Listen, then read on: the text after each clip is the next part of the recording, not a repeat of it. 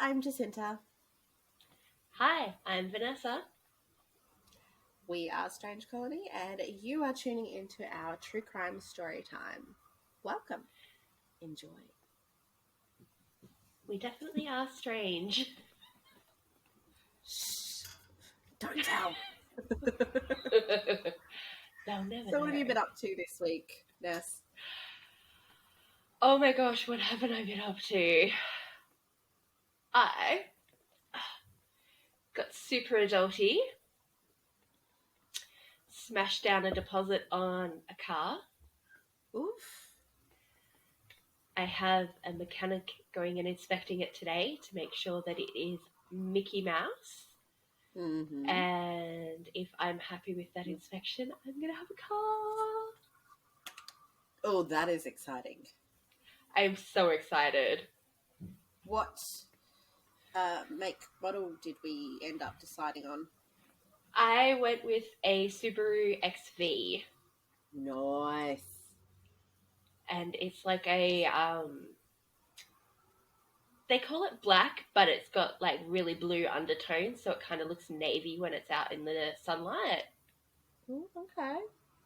But in the shade, she looked black. Nice. Yeah, Well, that's exciting. it is. And I like the Subaru for the seats because it's kind of like got like the rally seats that kind of like hug your body. Comfort. Comfort. I'm so not taking it rally driving ever. No. No, never. I would never. Of course not. You're a responsible adult now. Yes. Never had a love for off-roading, so yeah.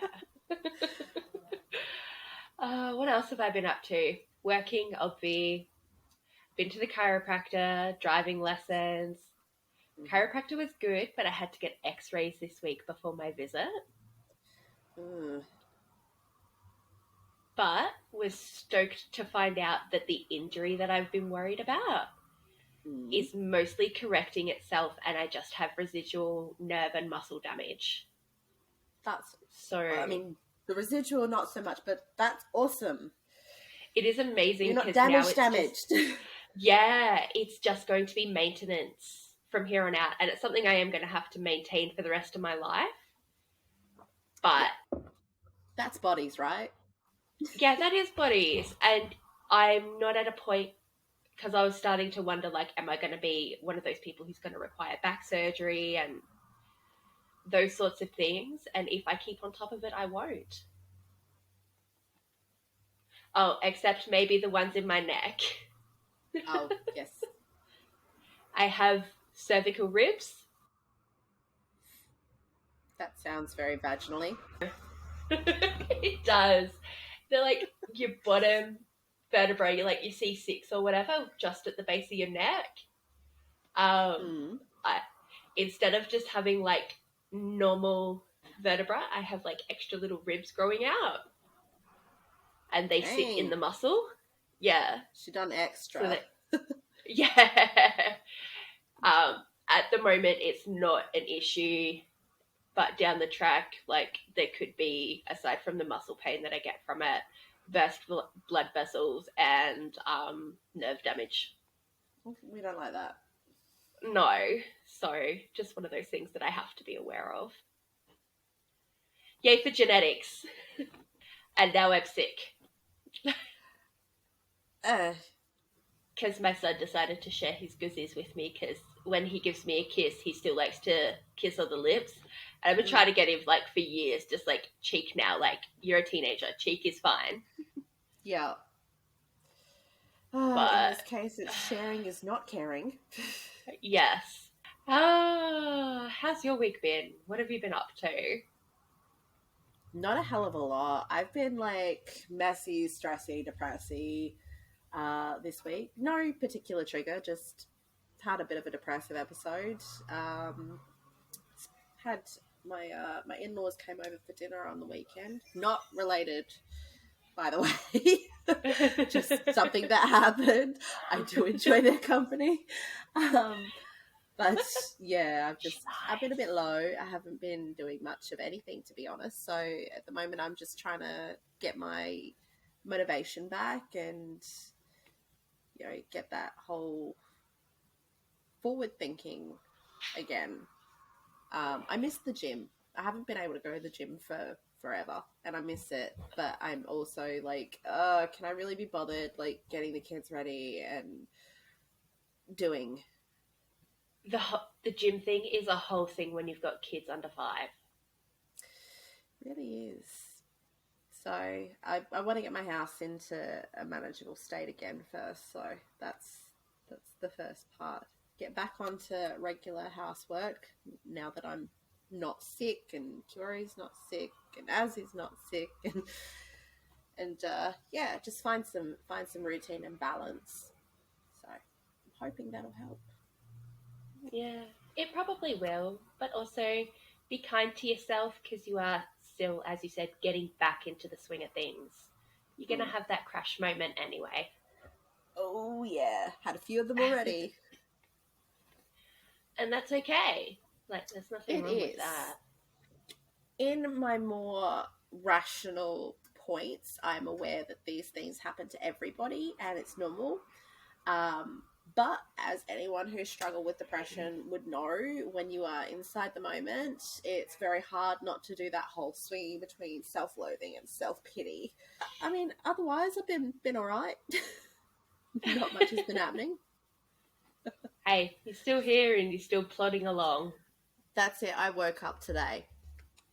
Yeah, you maybe not like going speedy fast car through it, but plodding, Plotting and and that's okay. plotting is good. Plotting is good for now. Yeah. Well, what do you have for us this week? Well, I didn't tell you what I was doing this time. I mean, I know we always do the whole "what have you got for us," but that's our segue, y'all. This week, I Yes. deliberately did not tell you what we were going into because I want your genuine reaction. I actually didn't even read the name as I was clicking into Zencaster either. So, I told myself I wasn't going to be doing anything as dark and upsetting this week because I do kind of need a little bit of a break. Uh, but as I was looking through crime logs, the ones that we've looked at doing, this one caught my eye because I remember this when it happened and it made me so mad back then. It makes me so fucking mad now. This is the one I'm going to do. It is Rowan Baxter.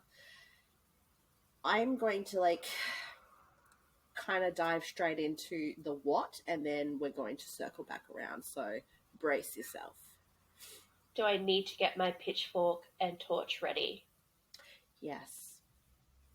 All Yes, you right. do. I'm already angry and Right. I haven't Yeah. even heard the story. Get pumped. I'm All probably right. liking this not so much, hey? Let's go.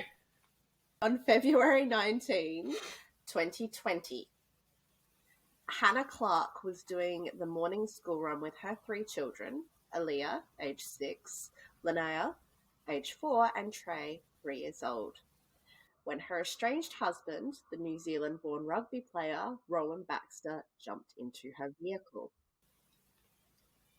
The 42-year-old man proceeded to splash fuel around the interior of the car before setting it alight and exiting the vehicle.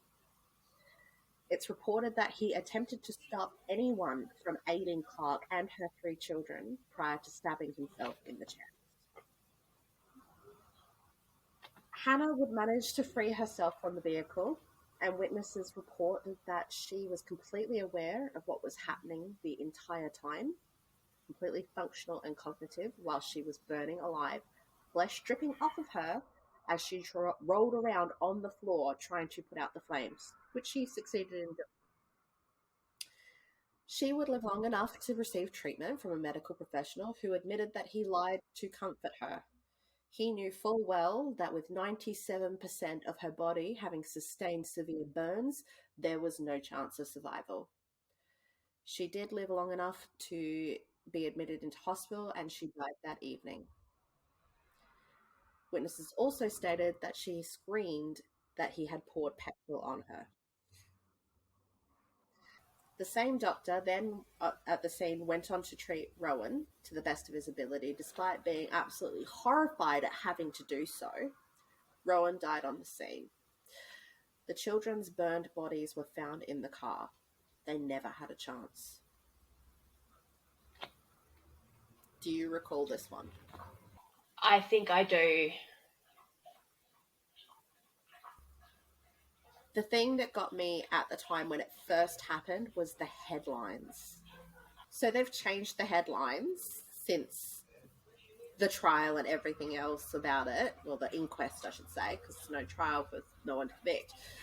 They Yeah. changed the headlines, but the headlines initially were along the lines of, famous rugby star dies in rah, rah, rah, and that sort of thing. It was very much centered around him and his position as a famous sports star. As the headlines always are in those particular cases. Yeah. Even Now the they read ones something who. different. Yep. Yeah. And this is So why I many. remember it so keenly, because I'm like, are you kidding me? Like, you have written it like it's a celebration of him being a sports star instead of shining a light on what a monstrous act he's committed. So. I have opinions on the way the media treats our sports stars, especially the AFL and rugby stars. Especially in domestic violence situations. Yes. Yes. I was, yeah, about to get into that one too, because so much of it goes on. And Yep. yeah, so It's mad about it. bullshit. Anywho, I could rant for our entire episode. So swinging back around, how did this come to pass? Hannah met Baxter when she was 19. He was 11 years her senior. Red flag already, right? Straight off the bat. Yeah. And you sort of go, well, yeah, she's an adult and all that sort of stuff, but she's a very young adult and he's got a lot more life experience at that point. Not only was he 11 years her senior, he was already playing for the New Zealand Warriors, and he'd already been married previously, which had resulted in a son. So, like, this is a grown-ass man who's had a family getting together with a teenager. Yeah. Baxter proposed to Hannah in 2011, and they were married in New South Wales in 2012. An inquest into the murder-suicide found multiple reports from multiple sources that Baxter had been abusive throughout both marriages. Hannah's mum spoke out about the controlling nature of the relationship, stating, early in the piece, he got her to shut down her Facebook page, saying they could have a joint Facebook page because they would have the same friends and they would do the same post. He wouldn't let her wear bikinis to the beach. She wasn't allowed to wear shorts. And she wasn't allowed to wear pink because pink is for children. He would go through her phone to see who she had spoken to, and he would turn up at her work, ring her constantly through the day to see where she was and what she was doing. And after they had the kids, he would question the kids about her too, asking, what did mummy do today? Who did mummy speak to today? Oh.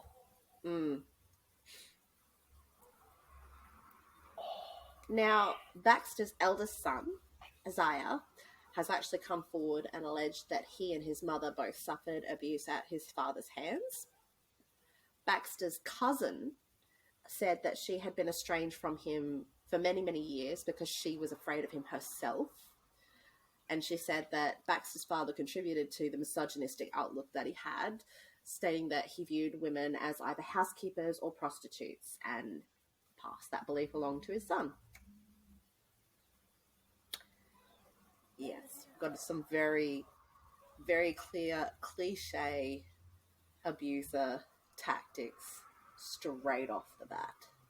Uh-huh. Now, Clark left Baxter in late 2019. I think it was November. And in December that same year, Clark successfully gained a DVO against Baxter after he kidnapped Linnea on Boxing Day. So, did that whole grab the kid thing.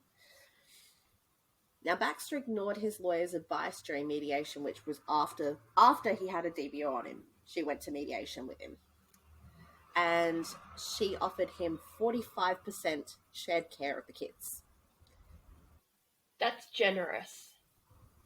He turned it down, insisting on 50-50 or nothing. Now, the difference is 17 days per year. So you know full well that this has got nothing to do with the kids. It's nothing to do with the time and nothing to do with the kids. Everything to do with reasserting control of the situation. Yes. Now, in January 2020, the DVO was amended to give Baxter returned access to the children. And in the end, he agreed to sign a parenting agreement for the 45%, but he outright refused to sign consent orders, which would have been essentially the same as a court order. Yeah. He was not willing to have it set in stone. Again, access ended up being revoked when he breached the DVO that February after he assaulted Clark during an argument when she found their 3-year-old son playing with pictures that Baxter had in his car of her that were cut up. Like heads chopped off type shit.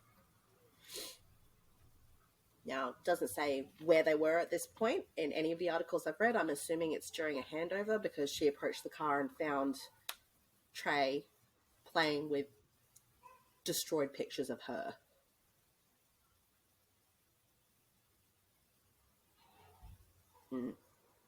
I'm speechless. I'm also eyeballing my golf putter that I have stashed by my front door.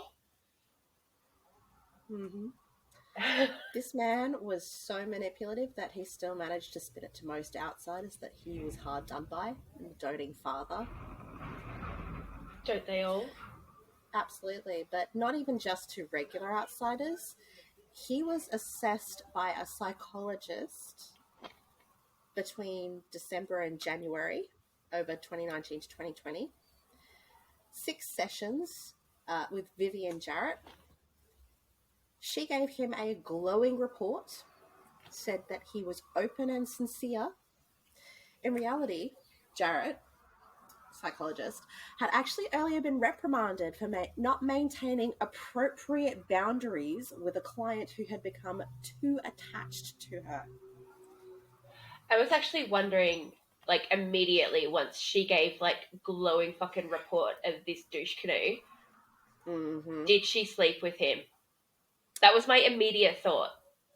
Don't know. What we do know is she failed to comply with a police search warrant afterwards, and she falsified consultation records the day after he committed the murder. And she failed to alert anyone about the red flags in Baxter's case. He'd originally presented to her practice with jealousy, separation, and controlling behaviours. And she reported that he was coping remarkably well considering and was just distressed over his wife leaving him suddenly. Her glowing report, was just days before he started penning a death note and planning the murder of his wife and children. Yeah, he's coping remarkably well. Bitch straight up covered for him. That must have been some hella good dick. She should not be practicing at all. Like, she was like No. a 2017 awards finalist for being she considers herself a mental health expert and entrepreneur. I mean, as soon as I saw the word entrepreneur, it all fell into place. yeah. That's where I'm just like, yeah. None of that all fits together anymore.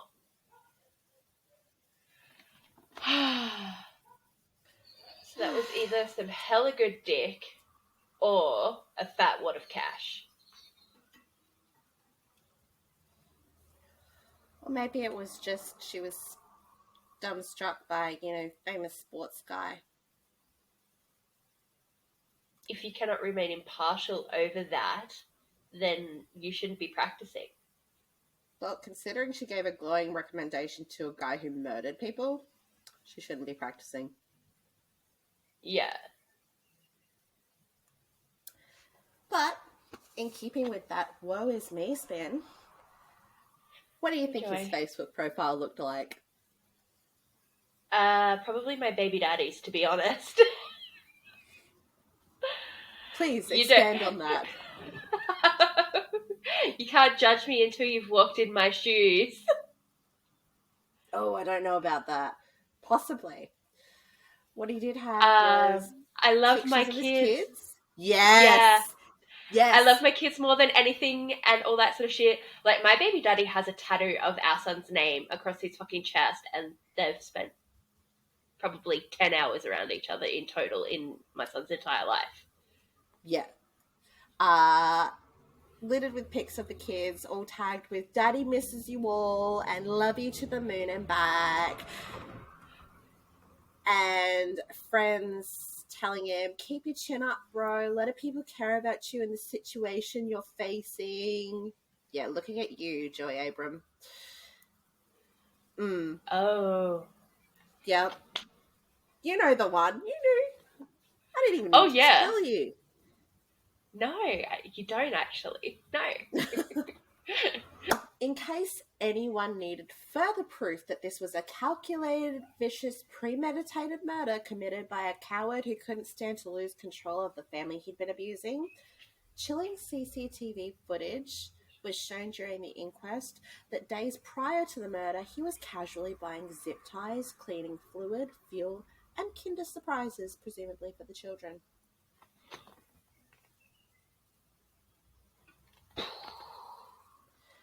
The inference was that he'd planned to kidnap the family and, play at being happy families, but hit plan B when Hannah sought help from a bystander after he jumped into her car.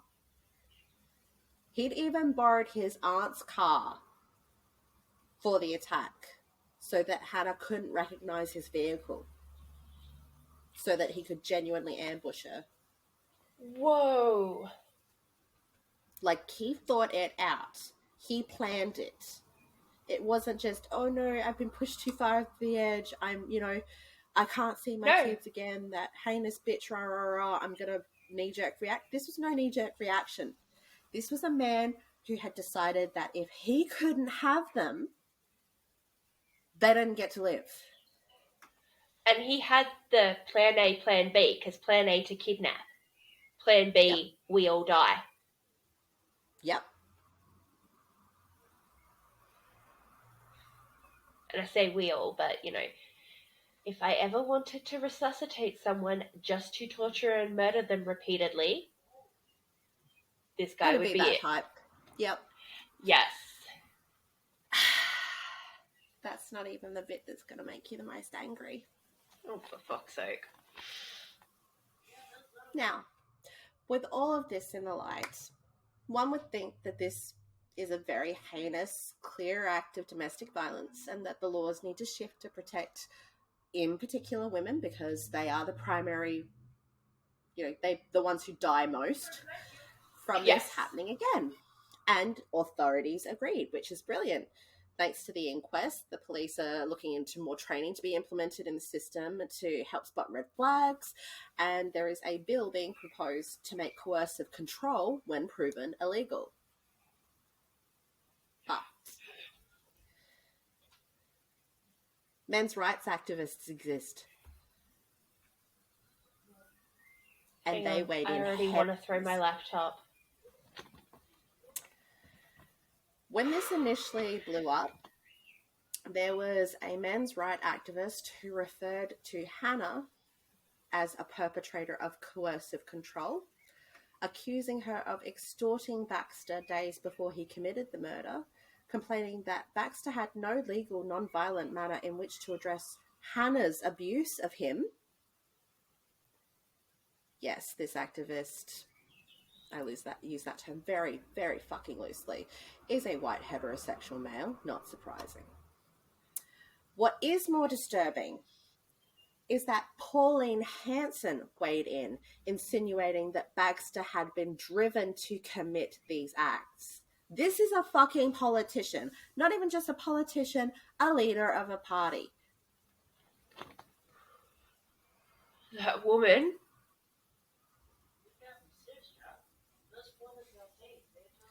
The acts that I could consider being driven to when she opens her mouth. Bettina Arndt, who is a social commentator who was trained as a clinical psychologist, mirrored these sentiments, slamming feminists for calling men evil in the wake of this. She's also a men's rights activist. They basically got behind Baxter as their poster boy as an attempt to gain sympathy for men. Whilst at the same time, men around Australia decried these actions, as they fucking should. It is disgusting that those with an ulterior agenda chose to use the burning death of a woman and 3 children by a disgusting coward of a man as a platform. But they did. And under no circumstances should you ever be pushed to act so violently because you've been brought that far to the edge. Like, have you no fucking self-control?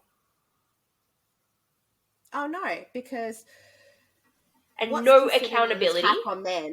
What is considered an attack on men is hurting their feelings. What's considered an attack on a woman is killing them. There is a huge fucking discrepancy between the two. And now, look, I will pause to state that the idea that men can be domestic violence victims, absolutely. 100%. Absolutely. And I am 100% behind any man who wants to come forward and needs support. What I am not behind is people excusing this disgusting shit. Yes. The real kicker is that Adam James, the activist, was trying to make the complaint that men would be disempowered further to heterosexual women misusing the system to get away with abuse, because he said that the new law only applied to men. It is true that some women abuse the system. We hate those women. We've been very vocal about that. Yeah, quite recently, in fact. But the statement that this law would only apply to men is as baseless as his accusations of Hannah being abusive, because the bill proposed doesn't actually state any gender. It's applicable to men, women, and any other gender that's a perpetrator. Oh. The reality is that is the whole case. I mean, there has been some fallout where Isaiah is currently trying to sue Hannah's parents because after the death, the insurance was paid out to Hannah's estate instead of Isaiah receiving the insurance from Baxter's death. Hannah's parents received it. Okay. Which I don't think that's quite right. I do think that he should have received something. I mean, obviously this situation would be traumatic for him too. Like, that's his siblings, which he stated that he had tried to maintain a relationship with them when Baxter wasn't at home. Yeah. The newspapers are being douchey about it, as per usual. They've highlighted multiple times that he's unemployed, like that makes him a money grubber because like he's not entitled to some of that money. He is entitled regardless of his working situation. Employment status, that's the word I'm looking for. That's the word. I was trying to think of it too. Yeah, no, regardless of whether or not he's employed, like, he was entitled to benefit from some of that money. I mean, he has received victims of crime and all that, but that's a lot of money. And not only that, but there was a GoFundMe that raised like $1.5 million that Hannah's parents received that was to cover funeral expenses and living costs. But I mean, do they really need all $1.5 million for that? No, and they should, even just out of, any sense of responsibility for their grandchildren's sibling, help the guy out. Well, I mean, I don't know what their relationship is with each other, but I do believe that he should have received the insurance payout from his father's death. Yeah. Straight up. I feel like the son, was more entitled to that than the in-laws. Yes. Yes. Um, so yeah, there's that mess that's happening. But yeah, so this was the case that pissed me off enough to smash out in like a day because I hyperfixated on it. Yeah. And I did deliberately skip over the children's deaths very quickly. Thank you. But I am still mad. Like, I can understand the feeling of helplessness. My husband has recently been through the court system. They do favour women significantly. absolutely. There are a lot of vindictive women out there that will abuse that, and they absolutely should be taken to task. But that's not what this was. No. She was as reasonable with him as you and I have been with our ex-partners. And Yep. that wasn't enough for him. He wanted full control. Yep. Experts who've looked at the case have actually stated that from the second she left him, she was the walking dead. He was always going to kill her. And despite the fact that they feel that they need to see red flags quicker, the police that is, they also believe that no one could have saved her. That is He was going to kill her no matter terrifying. what. Yeah. So, with this legislation about seeing red flags quicker, what's the details of that? So I literally have a personal laws, interest in this. I only briefly looked into them, but the idea is that they're making it illegal for people to use things like finances and social standing to coerce intimate partners into cutting off friends and family, and the usual, I won't say first point of call, but the emotional abuse that goes on prior and during the physical abuse. Yeah, all the things that they They're do looking to at, start breaking you down and separate you from yes, your support network. isolating you from the people who love you, cutting you off from any funds that are your own, cutting off any avenues to be able to contact people, that sort of thing, Yeah. is what it's attempting to stop. It's going to be a hard one to prove. I was actually going to say, so what do people do when they're in that situation? How do they document that? And then, because I feel like there's a lot of people who really, really ought to have this information. Absolutely. I mean, it's not a bill yet. It's not been passed. Yeah. But my assumption would be that you'd be looking at things like home videos, text messages, recorded phone calls. Recorded phone calls, whilst not admissible in court for the most part, you can use them as a transcript. Yeah. So you can then write down, sign an affidavit to say, this is based on a recorded phone call, this is a transcript of this. It's still, like with any abuse case, there is a need to have a backlog, which unfortunately means that either you A, have to spot it early, which point you think you'd get out anyway, or B, when you're in deep, you then have to endure for long enough to build a case. Yeah. But if it can stop somebody from being murdered, if it can give someone even the slightest bit of hope, Yeah. it's worth it. Yeah. And I will also attach here in the video a copy of the helplines available in Australia for domestic violence victims. And also there is a support network for men who struggle with anger control issues. Because we will demonize this man, this one man who committed this Yes. act. We demonize that man for his actions. We also acknowledge, and I hate to use the words not all men are like that, and not all men have to get to that point. Yes. But they need the support. Yes. I will say that my baby daddy got better after being in a support group. He's still obviously not perfect. He's not involved in all that sort of stuff. But he was able, and I've watched it from a distance, be able to make better decisions for himself and learn how to cope with things around him in a not aggressive manner and just, yeah, learn when to cut certain people out of his own life and not, yeah.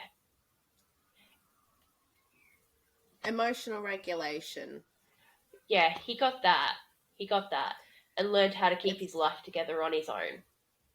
it's a hard one for anyone to learn. It is especially hard for men of a certain generation and older Who because they also weren't grew up taught in it. those situations. Yeah. Yeah. But there is help there if you want it. Yes. But yeah, you have to go get it. Yes. It's not going to come to you. No. And we are all still completely accountable for our actions. Absolutely. Yeah, it's draining and it's infuriating,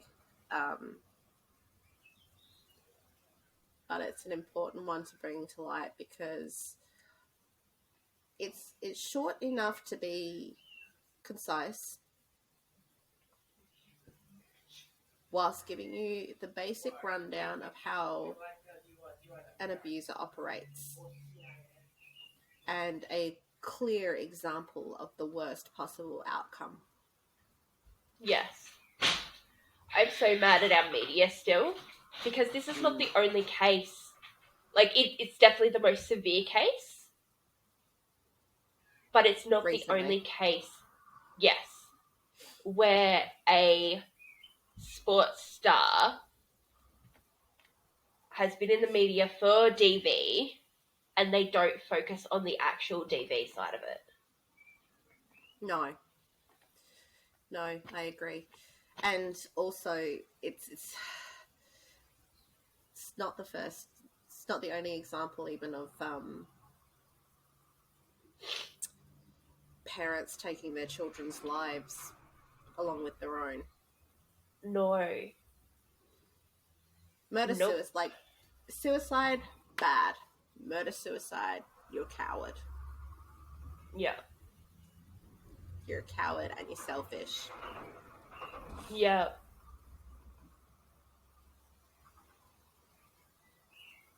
I have felt plenty of times like not existing.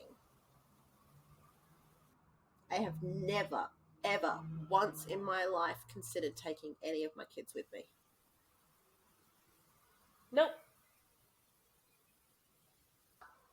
You lose me when you bring the kids into it. Yeah. That's the point where my empathy just goes, nah, fuck ya. You don't deserve empathy. You are barely even a fucking human. Human by DNA only, because that man had no humanity. No.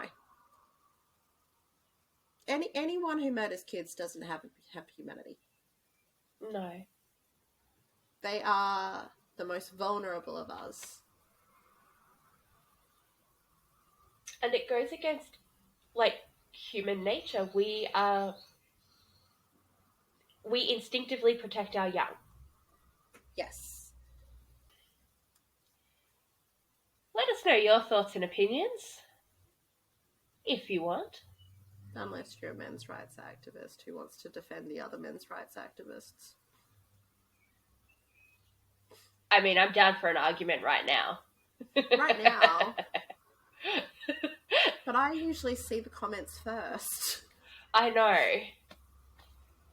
Just flick me a message. And it's not all men's rights activists. I believe in men's rights too. It's when they try and use women's rights for their own means. Yeah, get your own platform. Don't hijack us. All right. If you're on YouTube, like, subscribe, give us a follow. If you would like to get in touch with us, what are our socials? Instagram is at Strange Colony 2.0. Twitter at Strange Colony. Facebook page, Strange Colony Podcast. What's our TikTok? I'm looking it up, all right. Strange Colony Podcast. Oh, look. There you go. There you go. That's our TikTok. And you can also hit us up on Gmail. We are strangecolony@gmail.com. And until next week, stay safe. Stay sane. I love you. Bye-bye. I suppose I love you too. Completely optional at this point. Just, yeah. I love you. Bye-bye. At least we have